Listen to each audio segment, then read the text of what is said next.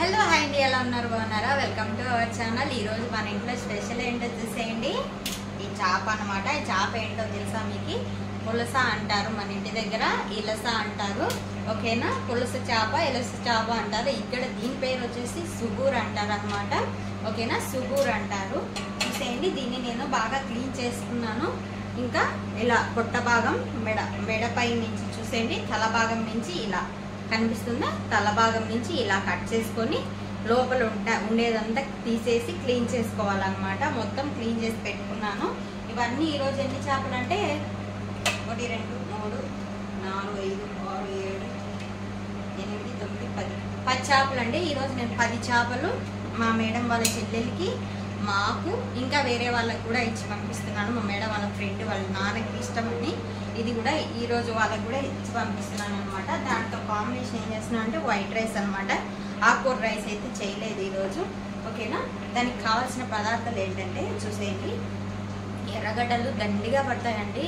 Onion అనేది చాలా ఎక్కువ పడుతుంది. చూడండి ఎన్ని కాయలు కట్ చేశాను. మీకు కొద్దిగానే ఉన్నట్టున్నాయి. సుమారుగా ఒక 20 కాయలు, 20 కాయలు 20 కాయలు పడుతుంది. ఇంకా 2 తెల్లగడ్డలు అట్లే ఫుల్గా ఇంచ్ వచ్చేసి అల్లం. ఓకేనా? అన్నీ సన్నలుగా కట్ చేసుకోవాలి. ఇదంతా మిక్సీ పట్టుకోవాలన్నమాట. అల్లం వెల్లుల్లి పేస్ట్. ఇంకా గస వస్తుంది చెప్తుంటే, తొందరగా టైం లేదండి. టైం వచ్చేసి ఇప్పుడు 11:15 అవుతుంది. ఇచ్చి పంపించాలి. లేట్ అయిపోయింది. నాకైతే టెన్షన్గా ఉంది. ఇన్షాల్లా తొందరగా కావాలని కోరుకుంటున్నాను. చూసేయండి, నేను సోయా ఆకు అంటున్నాను కదా, ఇదేనండి. దీని పేరు ఇష్వెంత్. కువైట్లో ఏమంటారంటే ఇష్వెంత్ అంటారు. ఇది వచ్చేసి కొత్తిమీర ఏమంటారంటే కిస్బరా అంటారు. ఓకేనా? ఆనియన్ వచ్చేసి బుసలు అంటారు. తెల్లగడ్డను వచ్చేసి తూమ్ అంటారు. అల్లం వచ్చేసి జంజవీల్ అంటారు. ఓకేనా? ఇది వచ్చేసి చింతపండు ప్యూరీ అనమాట. చింతపండు నేను నానబెట్టి పెట్టుకున్నాను. నానబెట్టి దాన్ని గుజ్జంతా తీసి పెట్టుకున్నాను. సుమారుగా ఒక ప్యాకెట్ వేసానంటే ఒక 1/4 కేజీ మైన చింతపండు ఉంటుంది. 1/4 కేజీ పైనే ఉంటుంది. 1/4 కేజీ చింతపండు. ఇది చూడండి మెయిన్ ఇంగ్రీడియంట్. ఇది మనం యూజ్ చేస్తాం ఇప్పుడు చేపలకి. తీపు ఇదేం తెలుసా? ఖర్జూరం అనమాట. ఖర్జూరంని నానబెట్టి దాని గుజ్జు అనమాట. ఇది బాగా పిసికి తీయాలి. గుజ్జుగా విత్తనాలు ఉన్నాయి. ఇది పైన అప్లై చేస్తాం కాబట్టి ఏం విత్తనాలు ఉన్నాయి ఏం కాదు. ఓకేనా? చూసేయండి, ఇలా చేసి పెట్టుకోవాలి. ఓకేనా? ఇంకా మసాలాలు నేను వేసేటప్పుడు ఇవన్నీ కట్ చేసి మీకు అన్నీ చూపిస్తాను. చూసేయండి, ఆనియన్ అయితే కట్ చేసి పెట్టుకున్నాను. కనిపిస్తుందా? ఆనియన్ చూడండి ఎలా కట్ చేసి పెట్టుకున్నాను. ఇవి ఆనియన్ అంతా చూసేయండి దీంట్లో వేసేస్తున్నాను. లాస్ట్ అల్లం వెల్లుల్లి పేస్ట్ కూడా నేను మిక్సీ పట్టేసి పెట్టున్నాను అనమాట. మీకు మళ్ళీ చూపించాలి కదా, చూపించలేదు అనుకుంటారు కదా. చూసేయండి, అల్లం వెల్లుల్లి పేస్ట్ కూడా నేను మిక్సీ పట్టి పెట్టేశాను అనమాట. ఎందుకంటే లేట్ అయిపోతుంది అని చెప్పేసి. అది కూడా పెద్ద టేబుల్ స్పూన్లు 1.5 వేసాను. 2 పడుతుంది అనుకున్నాను, కానీ నేను తక్కువే వేసాను. ఓకేనా? ఇలా మొత్తం. ఇంకా చూడండి, ఆకుకూర మన ఇస్బెంతి కొత్తిమీర అనమాట. సోయాకు కొత్తిమీర ఇది కూడా వేసేస్తున్నాను. అంతా వేసేస్తున్నాను. ఆకుకూర దండిగా పడుతుంది అనమాట. అందుకోసము అంతా వేసేస్తున్నాను. ఇప్పుడు నేను మసాలాలు వేస్తాను. చూసేయండి, నాకైతే టెన్షన్గా ఉంది, లేట్ అయిపోతుందని. 1 స్పూన్ చూడండి, 1 స్పూను ఉప్పు, ఇంకా కొద్దిగా సరిపోతుంది. పసుపు అనమాట. ఇది మిక్స్డ్ ఉండే పసుపు అనమాట. ఇది చేపది.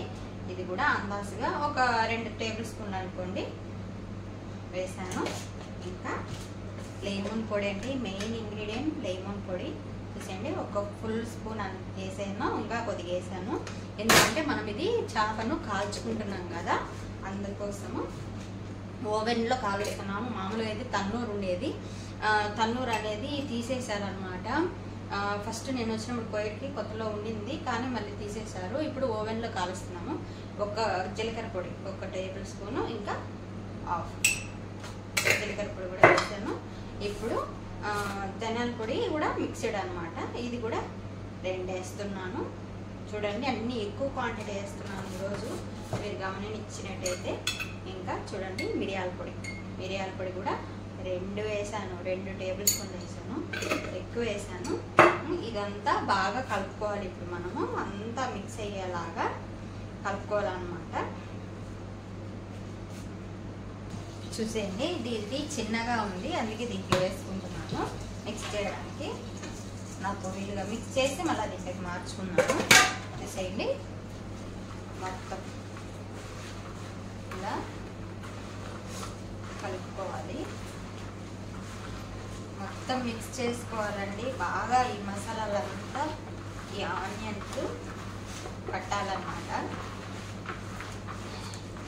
ఇది మనము స్టఫింగ్ పెట్టుకుంటున్నాము, స్టఫింగ్ కోసం అన్నమాట. ఓకేనా, చూడండి అన్నీ మిక్స్ చేసాము. ఇప్పుడు మనము దీంట్లోకి మార్చుకుంటాము. ప్లేస్ లేదు ఇక్కడ, మాది చిన్న వంటరం అనమాట. ఇది పాత ఇంట్లో, చాలా పాత ఇంట్లో పోయేటి వాళ్ళది. వాళ్ళిద్దరే కదా, ఇంకా వాళ్ళు మళ్ళీ కట్టుకోలేదు అనమాట. అంతా పాత మోడలు.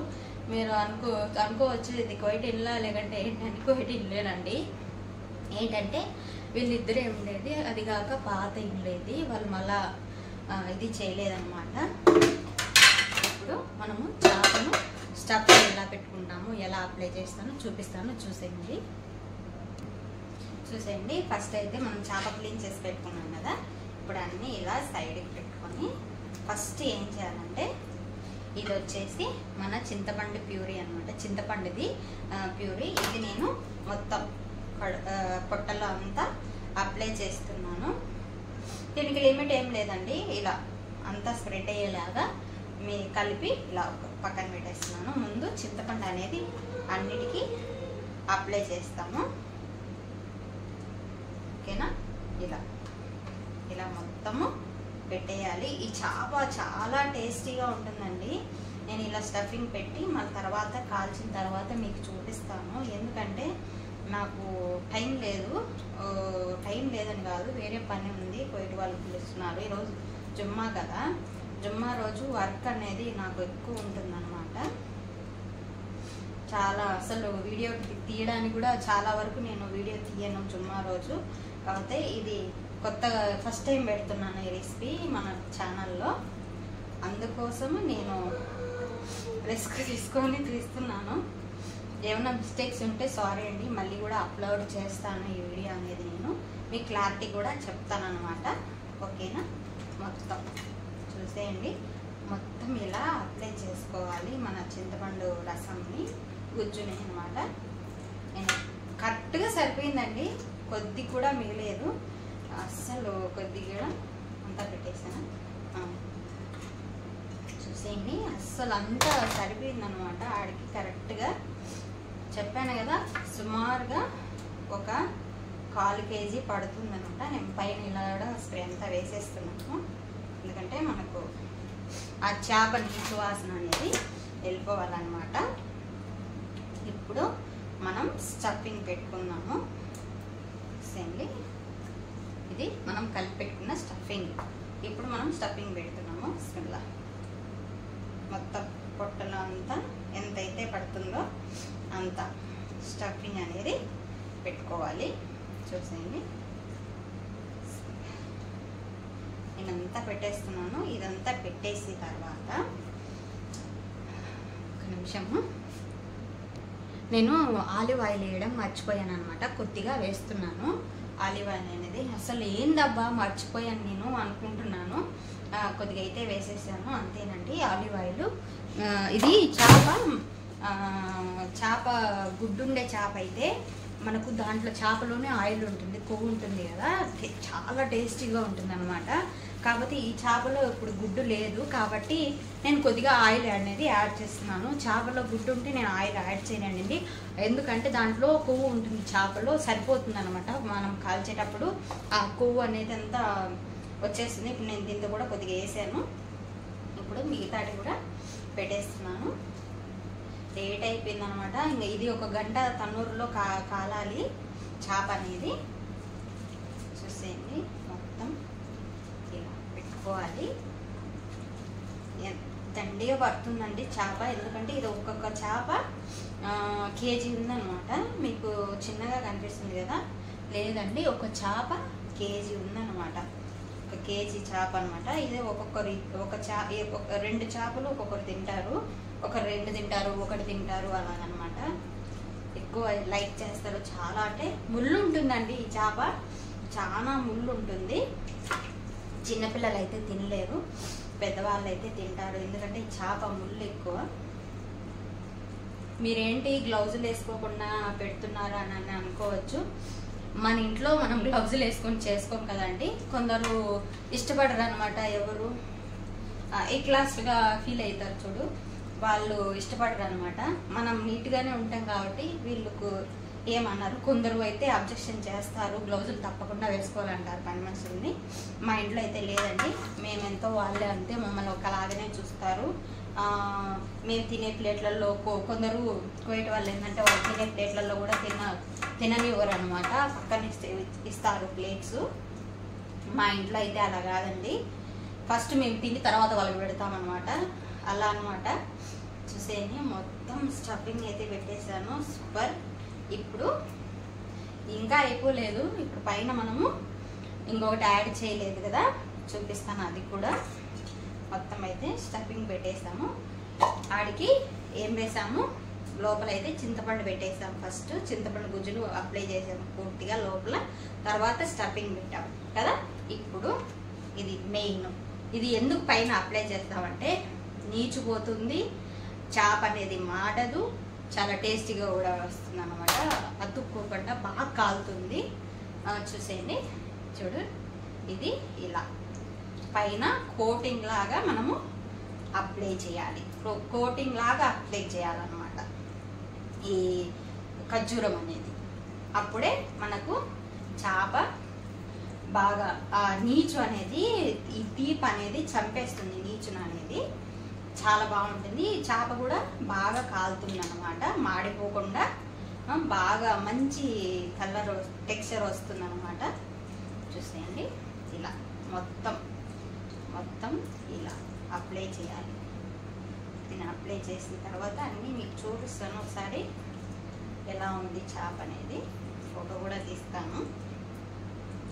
ఈ చేప చాలా టేస్ట్ ఉంటుందండి, నిజమండి. ఇంత ప్రాసెస్ కదా ఇది, ఎంత ప్రాసెస్ అయితే మనం చేస్తామో అంత టేస్ట్ కూడా ఉంటుంది ఇది.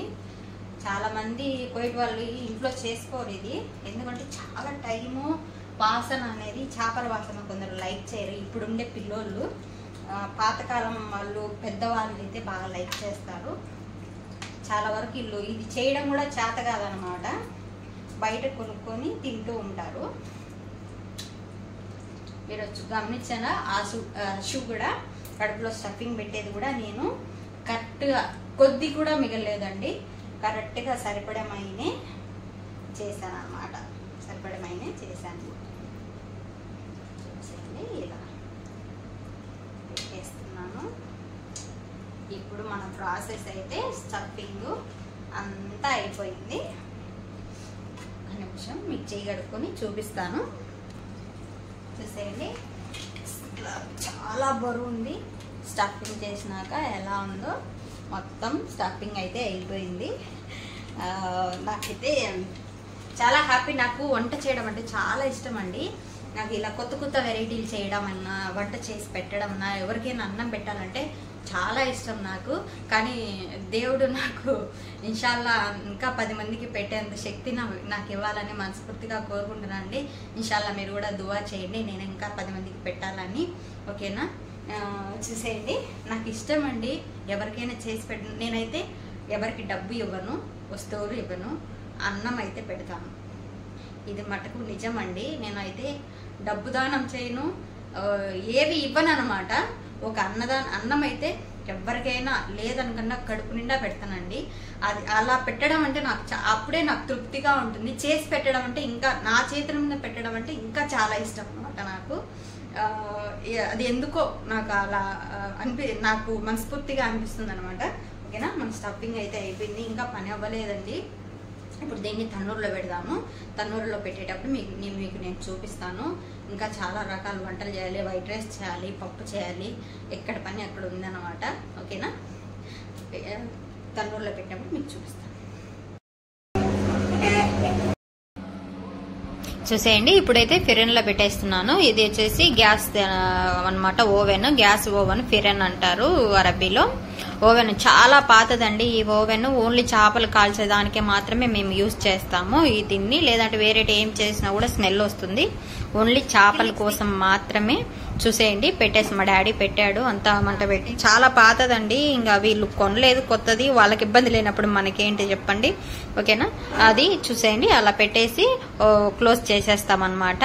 దీన్ని ఒక హాఫ్ అన్ అవర్ మనం కాల్చుకోవాలి. హాఫ్ అన్ అవర్ పడుతుంది. చూసేయండి కాలిన తర్వాత ఎలా ఉన్నాయో చేపలు.